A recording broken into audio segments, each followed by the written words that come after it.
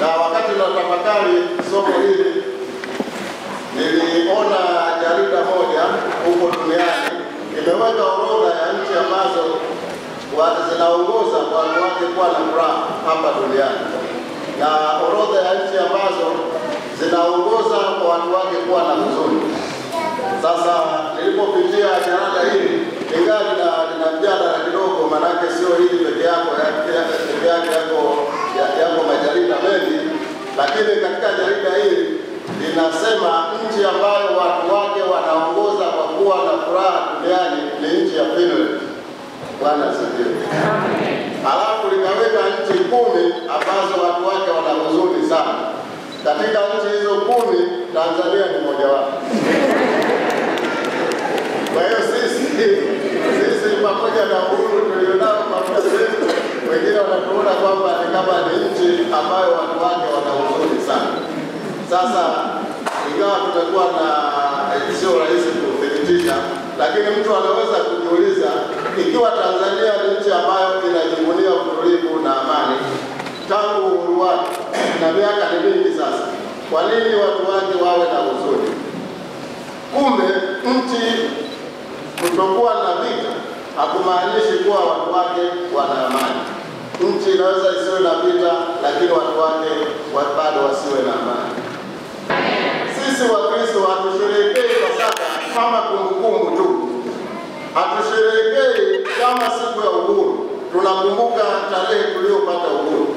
Hatusherehekei kama tunavyokumbuka sikukuu ya Muungano. Hatusherehekei kama Karume Day au Nyerere Day. Sisi ni tofauti. Tunasherehekea tukitarajia wakati huu wa Pasaka kukutana na Yesu Mwokozi aliyefufuka. Kwa hiyo kuna tukio ambalo tunatazamia, sio tu kumbukumbu.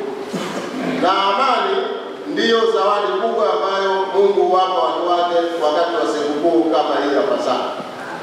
Katika Injili ya Yohana sura ya 14 mstari wa 27, Yesu anawaambia wanafunzi wake, amani na waachieni, amani yangu na wapa, niwapavyo mimi, sio kama ulimwengu utoao.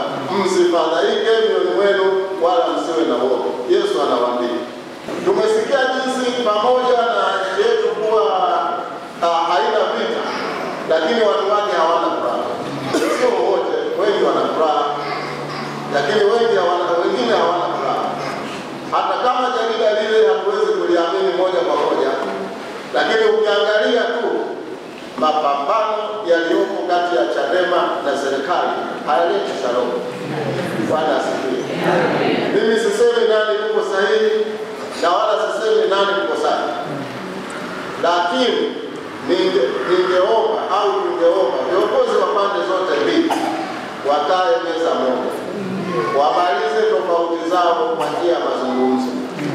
Hili ni jambo muhimu sana, ikizingatiwa kwamba wanachama wa vyama vyote viwili, Chadema na CCM, ni raia wema wa Tanzania na ni Wakristo wetu hapa. Kwa hiyo tuwaombe viongozi wetu wakae walimalize kwenye meza moja.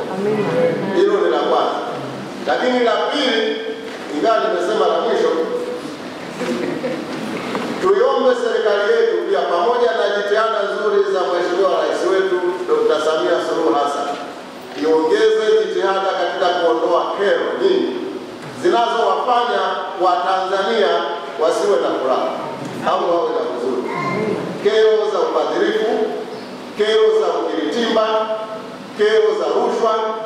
Na sasa hivi mtu akienda mahakamani, sio mahakamani, kwenye ofisi yoyote ile, sio zote labda, lakini ofisi nyingi ukiingia, mtu anataka huduma, hawezi kupewa huduma mpaka ameombwa facilitation.